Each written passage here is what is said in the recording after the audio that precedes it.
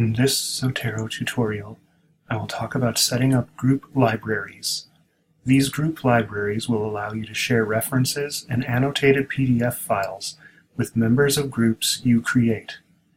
Members could include your instructor, your advisor, your students, or your peers.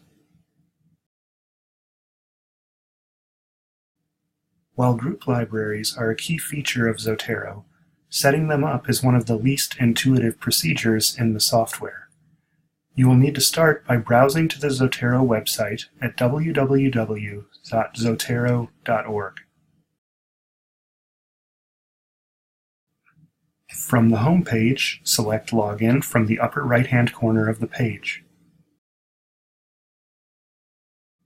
Enter the username and password you used to register for a Zotero account in the login fields.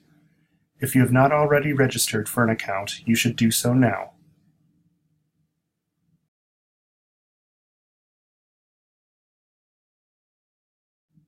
Once you have logged in, select the Groups tab from the top of the page. You can create a new group by clicking the link just below the Groups tab. Make the name of your group descriptive but short, as this will be the name that appears in the desktop software used by you and any other group members. Note that your group will be accessible through the Zotero desktop app for drag-and-drop convenience, but that it will also be accessible for viewing through the new group URL generated here. You can choose whether to make your group public or private. For most uses, a private group will be most appropriate, as it allows you to limit access to only invited members. Once you have entered your group name and selected the desired privacy level, select the Create Group button. By default, the library settings for your new group will open.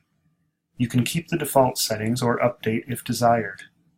From here, you can also invite members to your group by selecting the Members Setting link.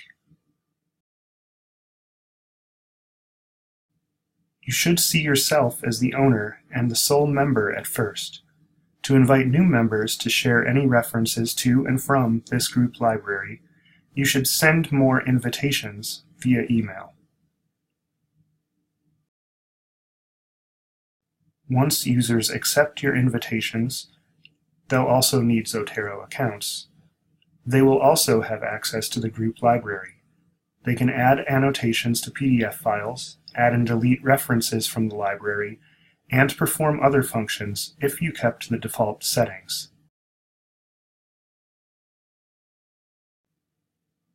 Once you have set up a group on the Zotero website, you can return to your Zotero desktop app and press the Sync button in the upper right of the app window.